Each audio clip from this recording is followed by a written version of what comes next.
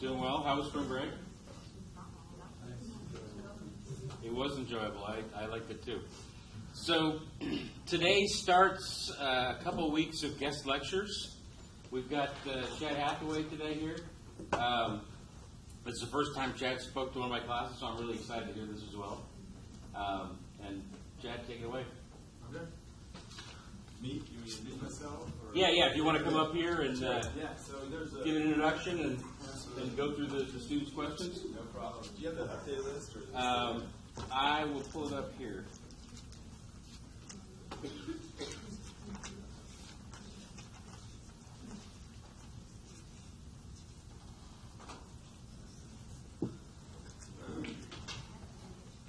you go. Cool. All right, that's a lot more than the last one. Good deal. All right, good. Okay, so first of all, my name is Chad Hathaway. I'm from Bakersfield, California. I was born and raised. I went to East Bakersfield High School. Before that, Compton Junior High. Grew up about 2 blocks from East High, right in the middle of the East Side. So I'm really proud that I stayed here in town. I went to Bakersfield College and Fresno State University, majoring in business, organizational business more or less, and ended up having to leave college my senior year because I was diagnosed with leukemia, and I think that was one of the most pivotal times in my life, having to face such a life-threatening experience early on, which helped me a lot in business later on.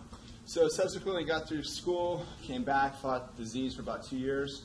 I lived in Seattle for a while, had a hospital up there, and then worked my way into the oil and gas industry here in Bakersfield. My father was in the oil business, actually worked in the oil fields. I grew up around the oil business. I know Bakersfield's an oil and gas community. Just a little bit about my companies, and before I get too far into my background. I own 2 companies. My primary business is an oil and gas production company that we own about 185 wells here in the Kern County area, mostly eastern Kern County. And when I say own wells, I'm an independent producer. I own the well that pumps the oil. I take it to the tank, and that tank goes to a refinery, and I market it. So I don't own a refinery myself. I just produce the raw product out of the ground. I kind of like to think of myself as a farmer, but I harvest 7 days a week, 365 days a year, 24 hours a day. So I take that oil and I sell it to a refinery. My other company is a service company that does what they call directional drilling. We own the technology and the tools. Actually, these tools are very similar to tools that are put into high-tech military rockets and things like that steer them and navigate them, that do directional drilling. So we directionally drill oil wells. I don't know how many of you have heard of. Has anybody heard of horizontal drilling before? Do we know what that is? So we take a drill bit, and we start here, and we drill down, and we drill these wells to go horizontally in the ground, or directionally, or steer them. And so we own the technology, and we provide that technology to bigger oil companies. And that company is called Payzone Directional. It's headquartered in Denver. Both these companies I started from scratch. And I'm very proud of that. I'm very proud of my background and how I started. I didn't walk into anything in my life. I had to earn it, probably like a lot of you guys have to do every day. I didn't come from a really big family of means. I wasn't handed this big pile of money, and they said, hey, here you go. I started when I was 6 years old, washing cars and raking leaves in the neighborhood. That's how I first started. So that's the 2 businesses I operate. Background, how I get into it, how did you get to where you're at and where you're at today? And it's a long story to stay. I went from raking leaves to Bakersfield College and Fresno State to starting these businesses. I actually interned. I had an internship right out of college after I got healthy, and I went to work for the state of California Division of Oil and Gas, and ended up actually going through that program and seeing the oil and gas industry, and being that I grew up around seeing my dad go to work every day back and forth to the oil fields, I thought, hey, this is cool. I can see that I understand the regulatory aspect of the business, and that's what kind of spurred my growth. So that being said, that led to one job where I worked for another guy in the oil fields, and had a really good job out in Taft, the beautiful city of Taft. And I got to work for a guy that was an independent oil producer, and he also owned a service company. So he was kind of my mentor. So I had a lot of good mentors early on that really helped me formulate my ideas. And then when I first got started, my mom was a school teacher, loaned me $5,000, and that's kind of how I kicked it off. So Hathaway employs about 25 to 30 people right now, with anywhere between 70 and 100 contractors working for us on a daily basis. We are a Lean Sigma process-oriented company. Our operations manager comes from actually kind of very similar to Era. I don't know if you've heard of Era. Era's a very big oil company, a very profitable oil company because of their dedicated emphasis to process. And my service company employs between 40 and 60 people, and in the peak of the oil and gas industry, oil and gas industry is very cyclical, had over 100 employees. So, and we're about 7 different states. So we built a very good and empowered, feel very blessed and very lucky. And one of the biggest things for me is to give back to the community. That's, I think there's a time to do that. And where I grew up is really important to me. And I think if you guys all grew up to be successful, you should remember that. Don't forget where you came from, okay? So that's my elevator speech. I'll jump into your questions here, which this is kind of cool. I speak at high school sometimes, and I get lobbied questions from 20 different directions, and it's nice to have them actually written down. So, Ahmed, who's Ahmed? Is he here? Want to answer his question? Is that how you kind of do this? Yeah. Okay. Yeah. Unfortunately, some of them aren't here right now, but go ahead. Okay. Answer it. How about Abby? I'll call her. Abby takes the class remotely, so she's. I'm recording what you're saying right now. Oh, you are? Okay. All right. So I'll start the first question. How does the fluctuation of oil prices affect the performance of the organization? Well, the fluctuation in prices, and I explained to you what we do. Let's just focus on the oil company because that's the easiest thing to focus on. But everybody in the oil business, when the price of oil goes down, it kills us all. I mean, think about if you're selling a product for $1 a year or two ago, and then next year you're selling it for 27 cents. You have to make some incredible adjustments in a really rapid amount of time if you're a type of business that lives on the price cycle. Now, when I talked about lean and process analysis and the constant improvement that we implore every day, that means we're always prepared. We're always understanding where our bottom line is. We're always understanding where our process is at and how to improve them. So, because our goal is to survive at $30 oil, if not lower in certain circumstances. And every single one of the wells that we own, I stopped counting, over 185, less than 200, we just drilled another round of wells. We know what every single one of those wells makes. Every single one of them. So today, this morning, that's why I was almost late, and plus I couldn't find the parking pass now. Thanks. I found her. You found it. Yeah, I found her. I'm here. But we schedule. We run a scheduled business. We know from Monday to Friday where our guys are doing, what they're doing, when they're going to do it, and how it's going to be done. And we look at every single well, and then we rank our opportunities. So if we have an opportunity within the business that's a higher rate of return opportunity, we start there and we work our way down the list. And so that's the fluctuating oil price doesn't necessarily affect how we run our everyday business, but it does affect a lot of those wells individually. But if you run a scheduled business, you understand it, and you monitor your processes like we do, you're much more able to perform well during that time. So I think a lot of businesses in my sector don't do that. They get over leveraged. They forget monitoring process. They get really lazy.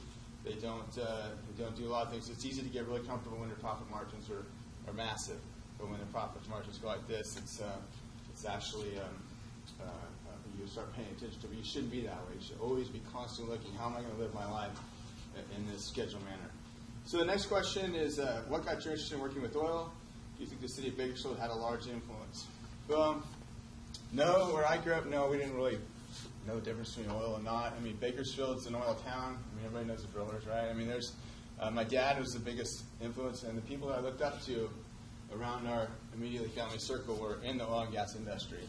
And then for some reason, for me, I always thought that what those guys did on the rig and what those guys did out in the field was just a really cool thing. It's something that as a kid I looked up to them. I mean, they're out there in the cold, the heat, in the rain, and in the my guys in the Rockies in the snow and whatever they see. These guys are tough guys. They're tough people out there working, and it's a real admirable profession. I always thought growing up. And then the guys and the gals in the office and the people when they're working in there, the brilliant minds that do these incredible things. If you think about what our industry does and how incredible our success rate is in safety. I mean, we move 95 million barrels of oil around the day, every single day in the world. Every single day. But you hear about a 3-gallon leak over here. You hear about a 100,000-gallon barrel spill over here. You think about how much oil is moved around the world every single day and how successful we are at doing it. Without oil, everything you have goes away. Everything you have. Your clothes, this classroom, the technology, everything you have relies on oil. And so as I get into it now, I get really passionate about oil because I think people try to kill it all the time. And so I think early on growing up, you just see that these guys doing these really cool, tough jobs and all this iron going on. So I really looked up to the people that were around me. And as I've gotten older, I've really realized that, we power the world. Not just power the world, but we also build the world. I mean, everything in the world is built. This building, these windows, these plastic, your shirts, whatever you have, everything has some tie back to oil one way or another. So you got to stop me if I get too far off on that. No problem. Okay, what are the challenges that we face at my job? So me personally, people is always the biggest challenge. And I think that you always have to figure out, I'm always trying to nurture the next generation.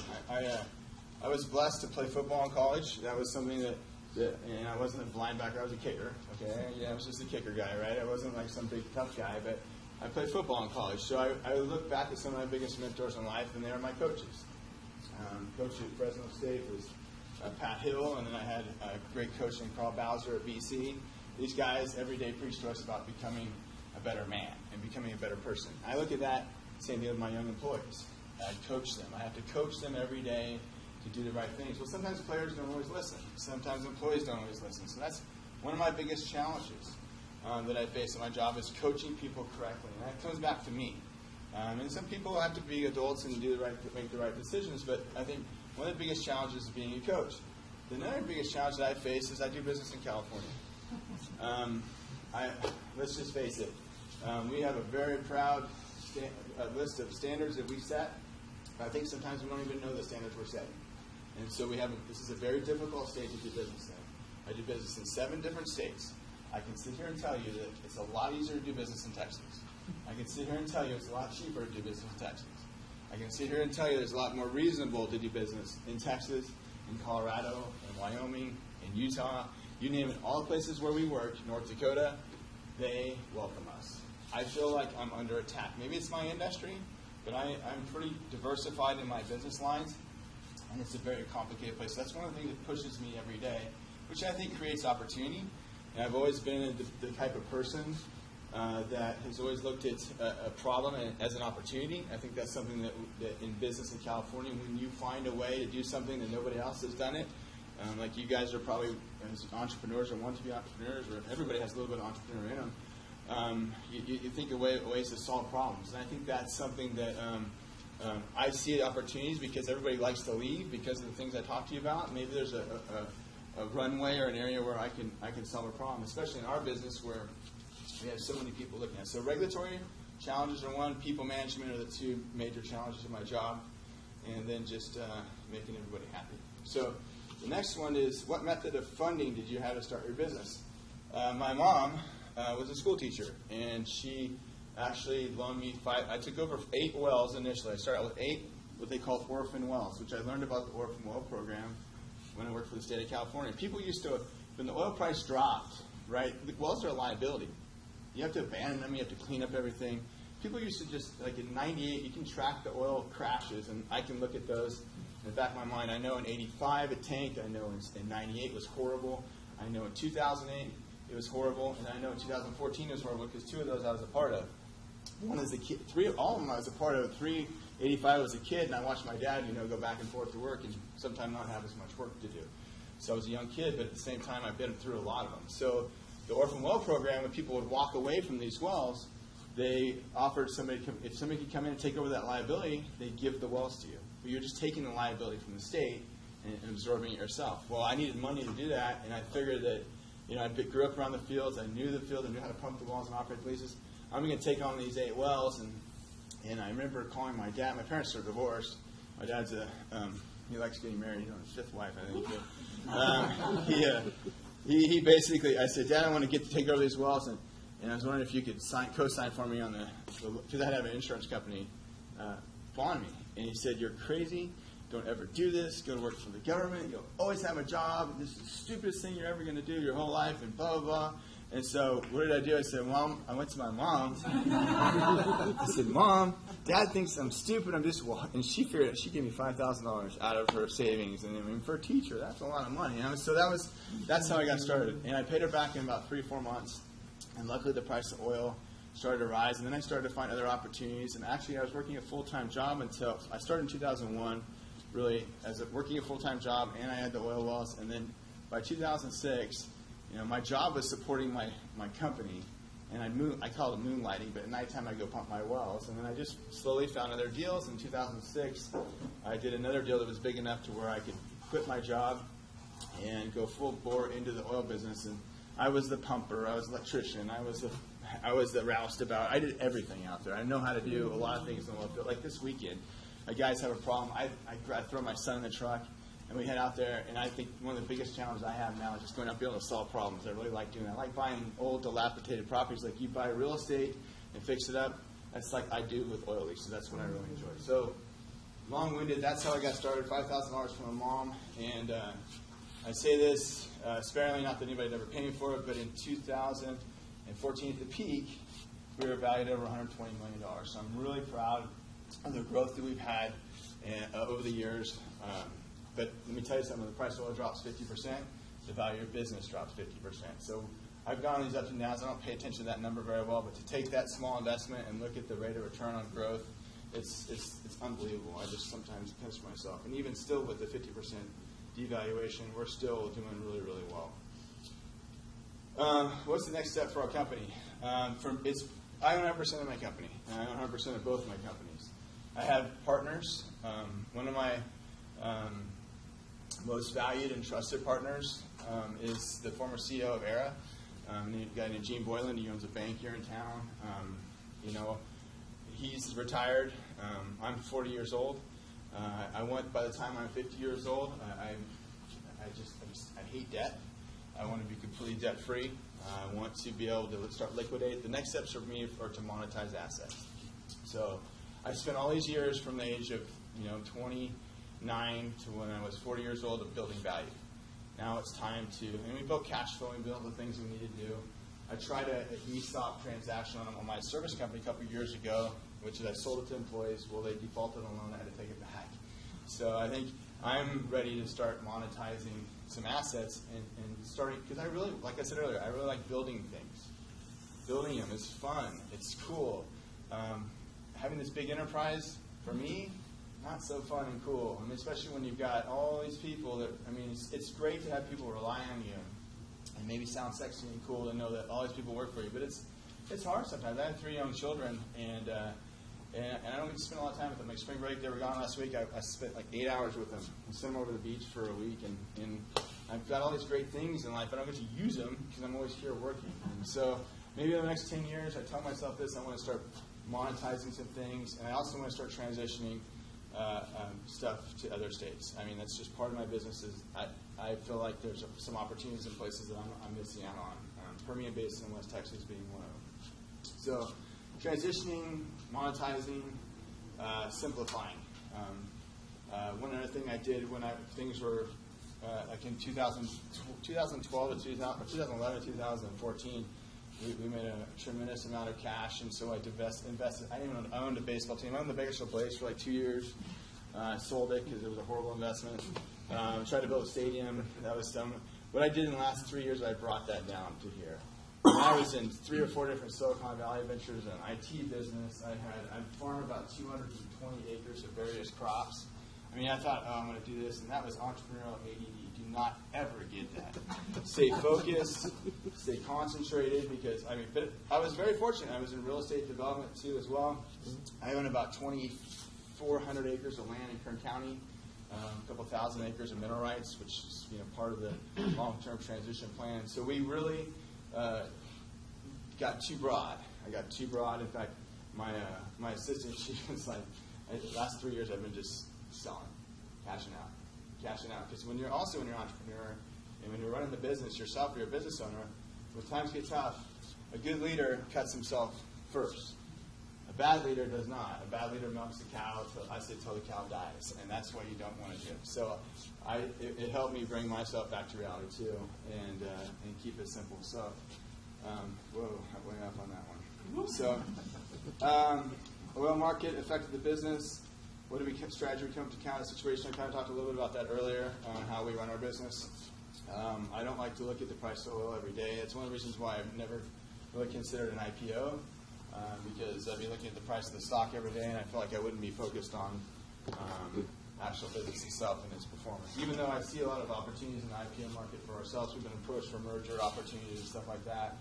I still don't want to have to wake up and look at the stock every day and wonder about the value of my business. I want to be able to really directly influence that valuation. So I'm going to skip the rest of that one. What tips I can give you if you'd like to start your own company? Tenacity.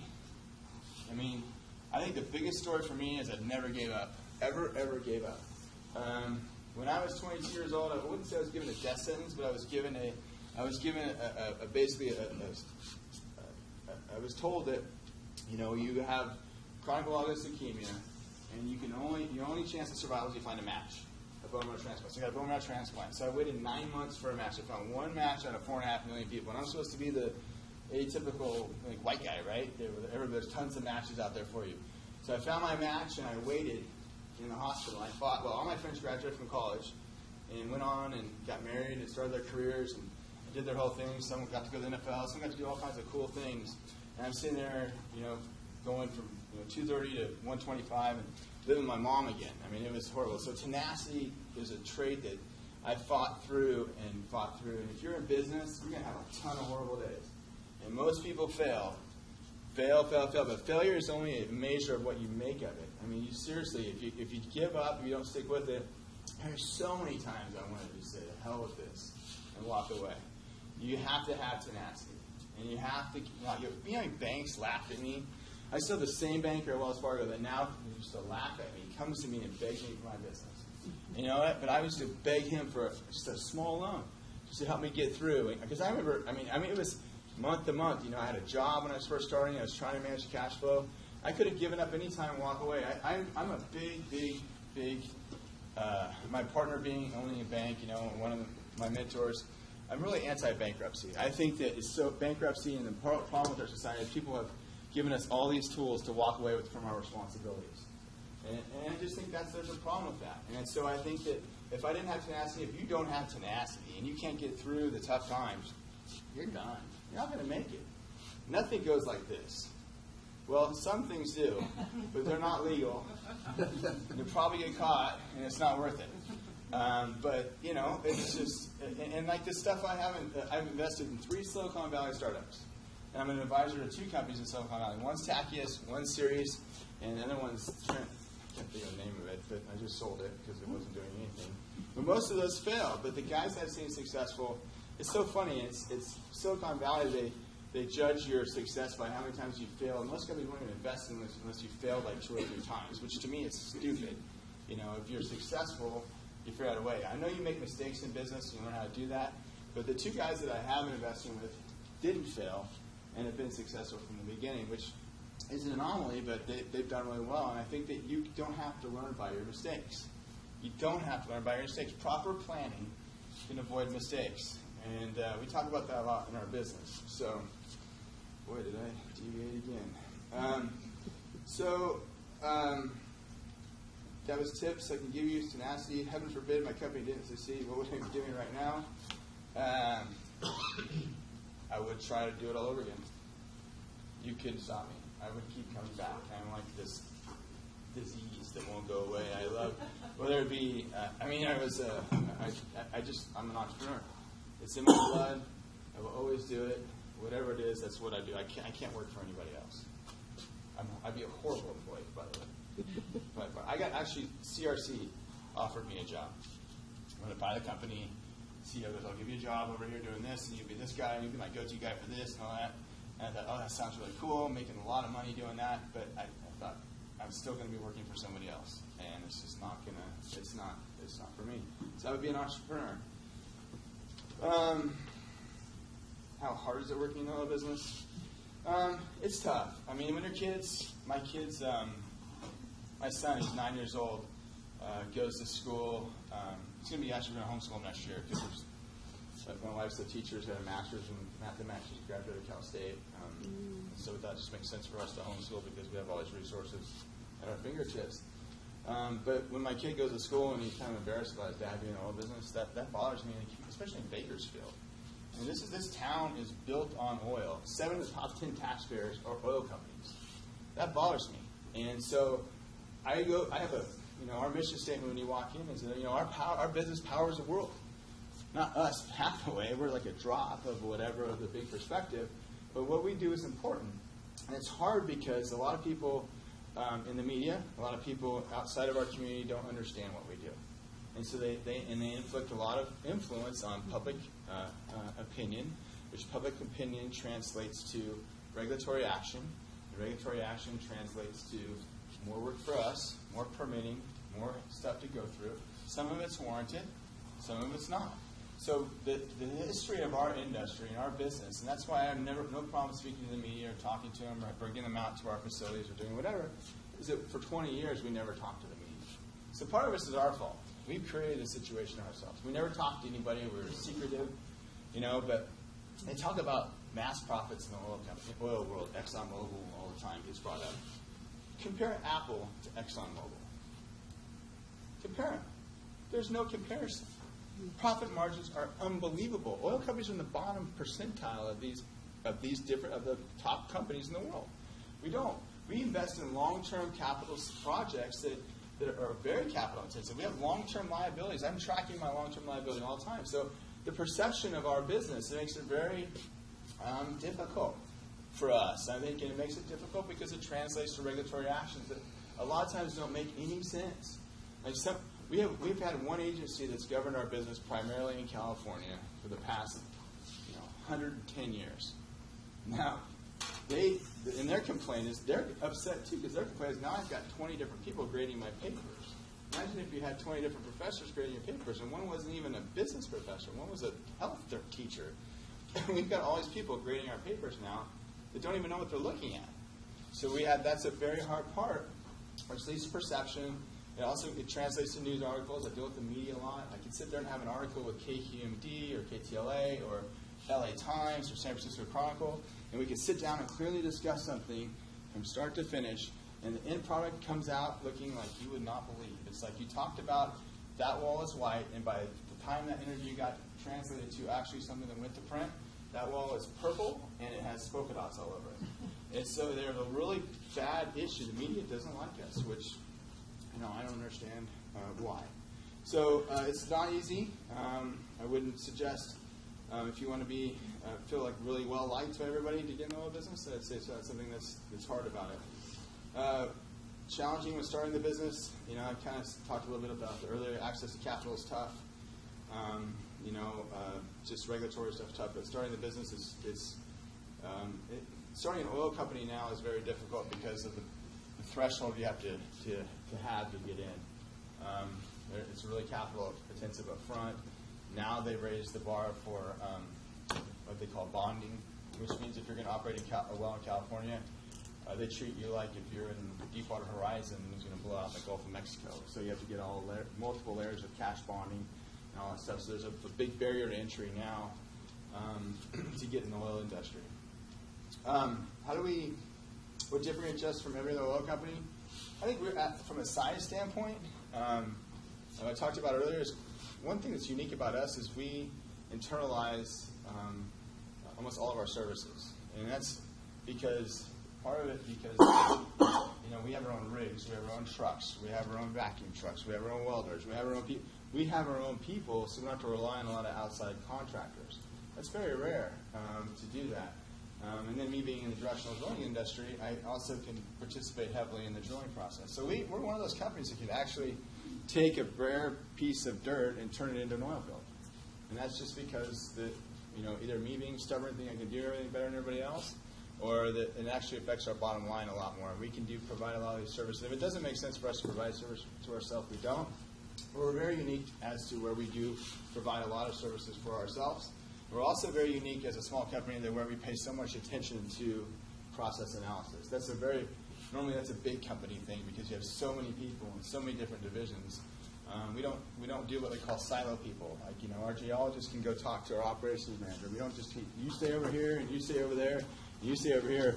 We also believe in that process has to incorporate everybody. So, all right.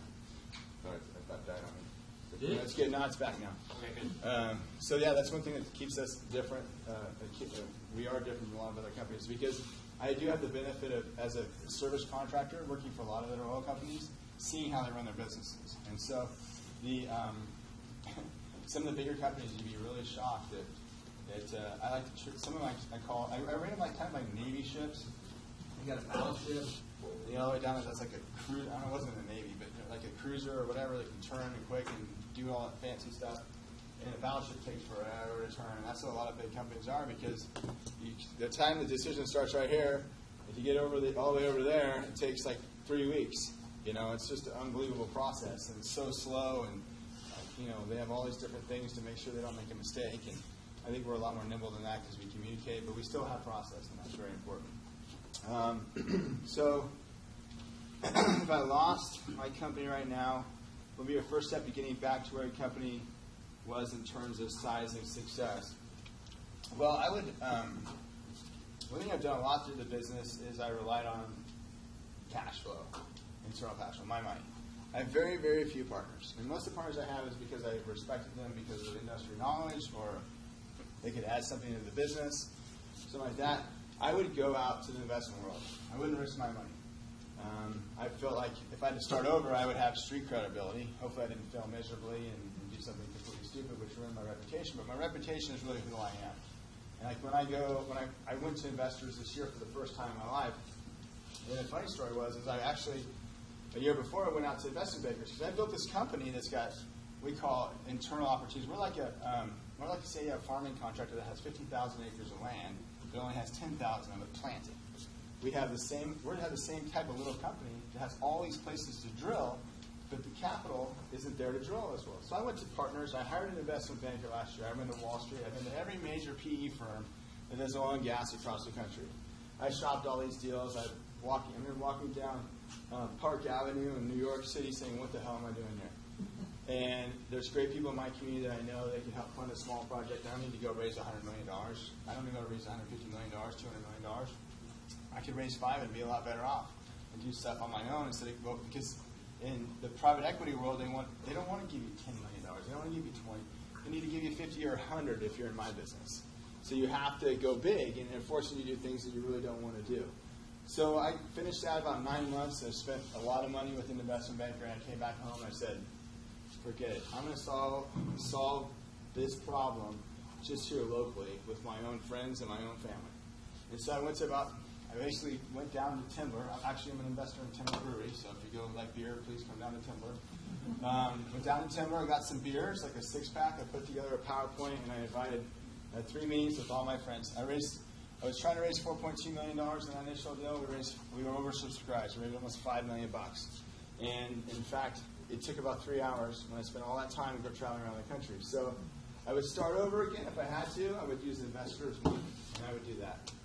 Because I risked my capital all these years, and I was the one that I was generating a return for myself, and it was great.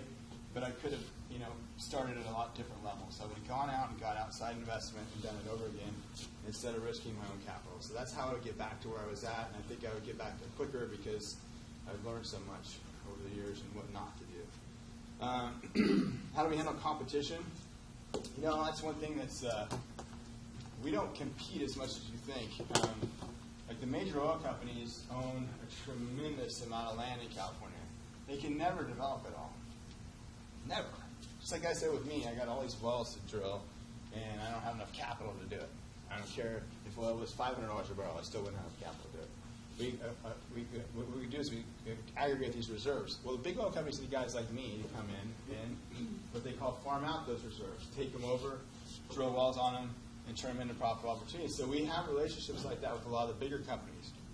And when you start out small, you have a lot of competition with little guys that may be trying to do the same thing you are. But if you look around my business, you don't see a lot of guys that are 40 years old that are actually running a company. Most of the guys are in their 60s or 70s, and they're going out. That's what, when I'm on the board of SIPA, which is our statewide trade organization, I sit around and think, like, man, if I just hang out for the next 15 years, these guys are all going to be dead. And because there was a huge gap. Nobody wanted to go in the oil business from 1985 all the way into the mid-2000s.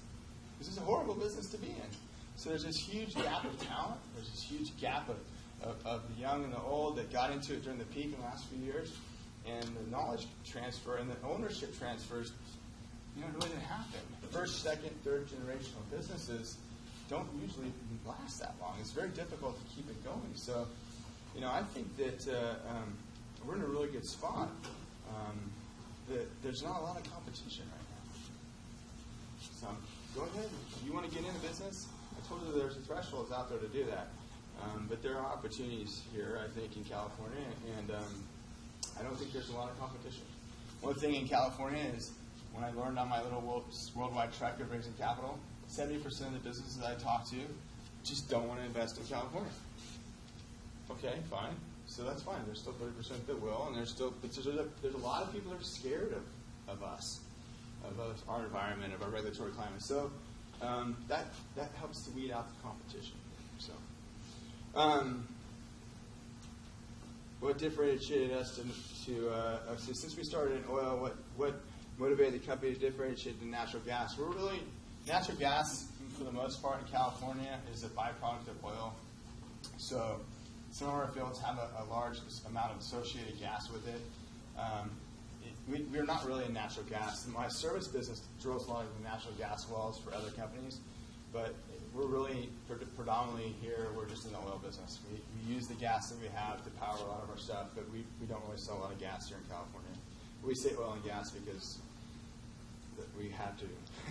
we produce gas. So I hope I didn't really answer that question that well, but moving on. How does my education impact business and business decisions? I talked a lot about earlier how my education in school, best professor I had in college, she was, it was a persuasion class, and just an amazing person, and she always taught us to be objective in everything we did and say, and I took a lot of speech classes in college, but I'm not really sure.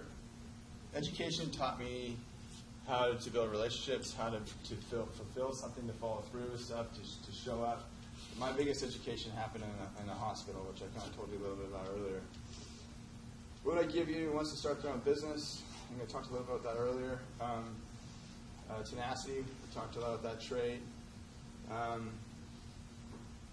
What would you recommend for someone out there to do to help fund a business, even if it had a student loans? That's a good question. I talked about friends and family. Who else to believe in you but your friends and family? And it's all scale, too. I mean, obviously, if you want to go something really big, you're not going to be able to do that because, even if you come from a poor family, you may not be able to find it. But you'd be surprised how many people in this community, if you have a good plan put together, even if you don't have a good plan, how many people in this community will sit down with you and have a discussion with you?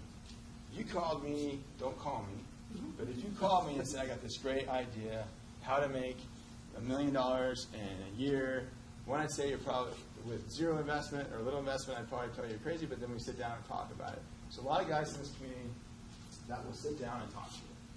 I know them, a lot of them have become my friends.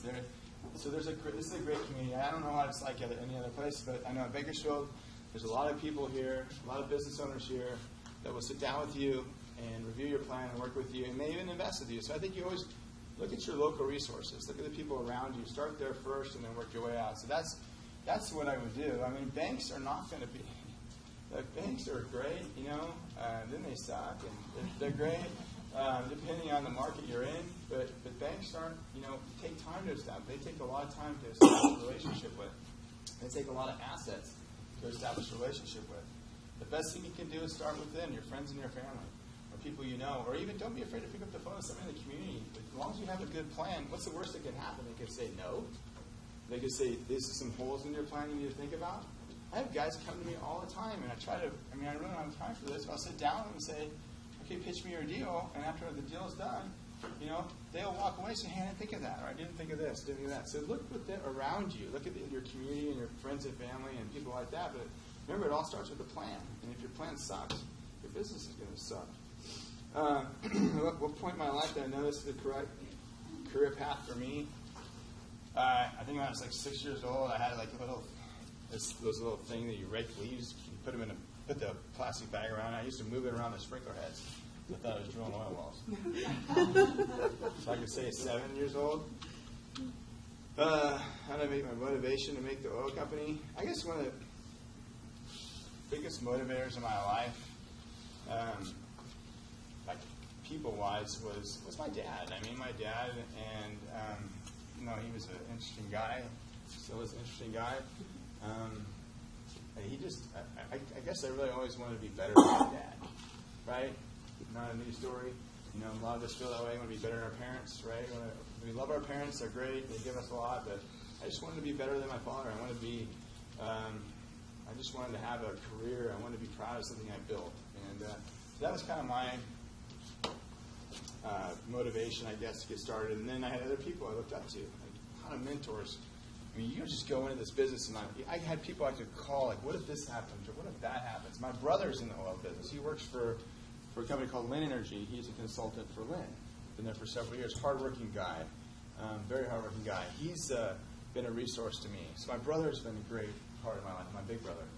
And, friends, and growing up, vendors, I latch, if I got a vendor that I really like, I think is really smart, can really offer a lot, I latch onto them, and I just like to pull from their knowledge base. So I think that those are different things that help us. In your experience, how is big data, defined as increasing volume, variety, and velocity of data, changing and improving the oil and gas industry? Who's Jonathan? Maybe you're not here. So one of the companies I was talking about earlier, I invested in the Silicon Valley, is a company called Tacyus, Tacyus. And Tacyus is part of the money comes from the Founders Fund. It's a very successful startup. They're now across the Middle East. They are data aggregators. And so in our business, we collect massive amounts of data. I can list for you like 7 different versions of software that we run that is constantly gathering data like this, 24/7. And when some of the data goes over there, some of it goes over there, some of it goes over there, and guess what percentage of it we use? Go ahead. Yes, 10%? 20%? Yeah, it's not hardly anything. So all this stuff doesn't talk to each other. So Tacyus's goal was to bring it all together.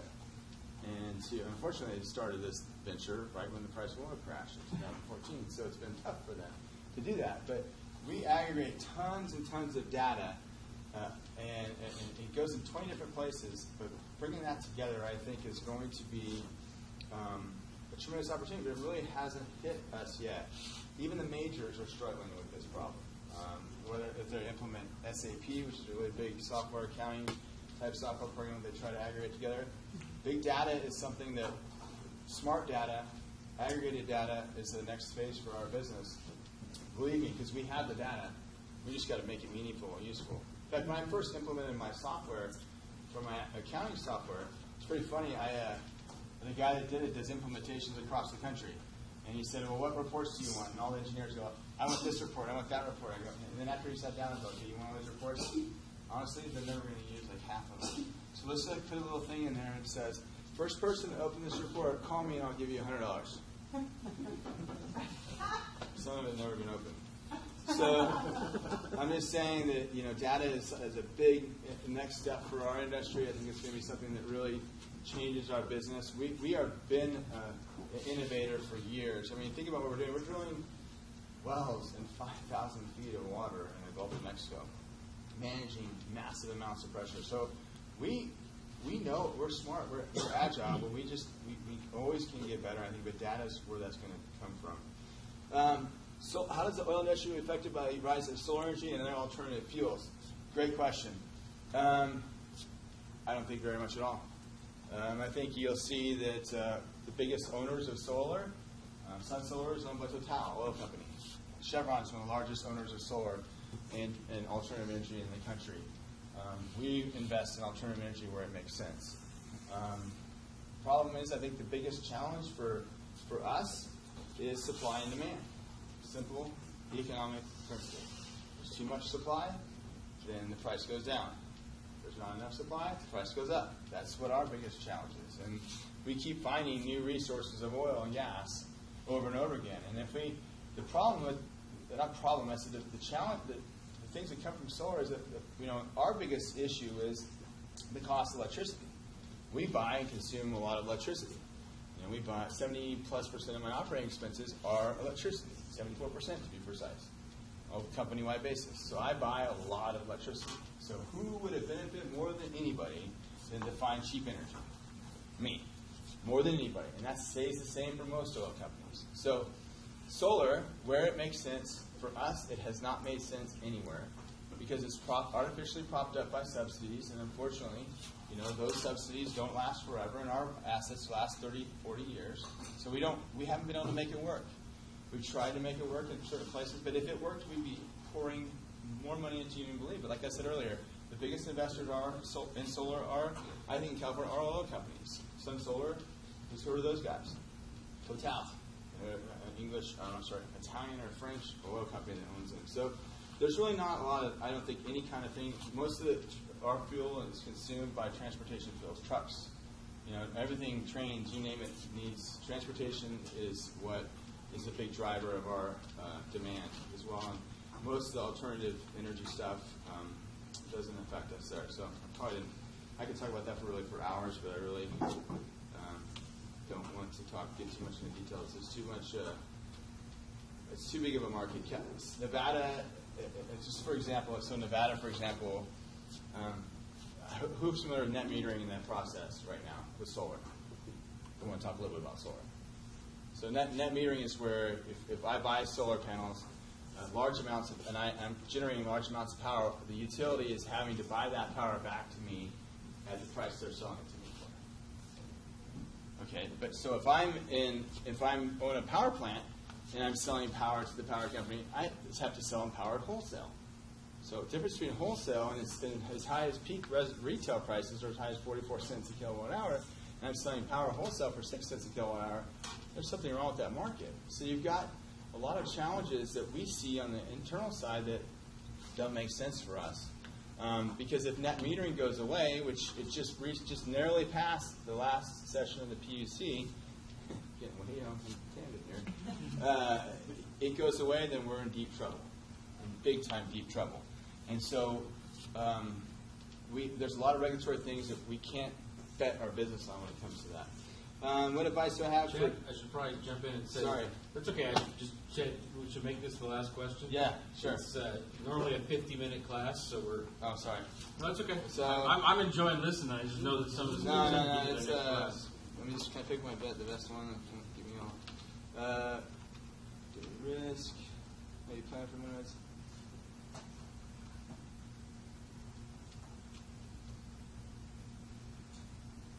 Risk. Amount of personnel and equipment. Kind of like saying, what are the daily risks you face as a business owner? That's pretty simple. My biggest risk is that I'm very important to my business. So if I go away, how is the next generation set up to run it? And so that's kind of the simple thing. Proper estate planning, proper planning is one of the things that we have to focus on an annual basis, because I would consider myself a dynamic, but if something happens to me in my business, the next generation needs to be prepared. So I think that's the biggest risk for us, is not making sure that we have the proper planning for the next generation. And we invest in that every day. But if I go out there and I get ran over by one of these golf carts and don't make it back to work, then there's going to be a shakeup. But if there's a chink in that chain, then that's a huge risk to us and to the people who work for me and the people that we've partnered with over the years. So that's a big risk. So anyway, thanks for hearing me today. I'm sorry if I babbled.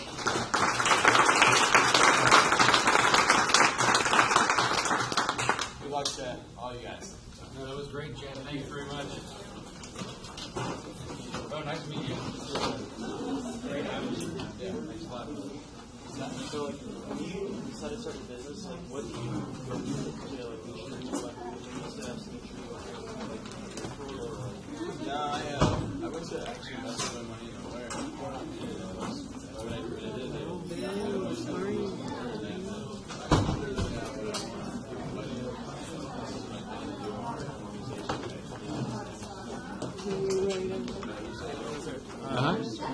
Case analysis video. Do you have a instruction on how to go about that? I do about that in class tomorrow or Friday, or Wednesday or Friday. Okay. All right. Sounds good. Just wanted to double check. No problem. All right. Thanks. Hey. My group forgot to put my name in the case papers. I don't know if you know the group's name. That's fine. Oh, okay. I've got the group. Oh, okay. Thank you. No problem. He has all the resources, all the resources.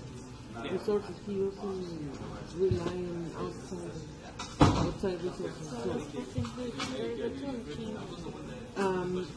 if we don't rely on outside sources or manufacturing.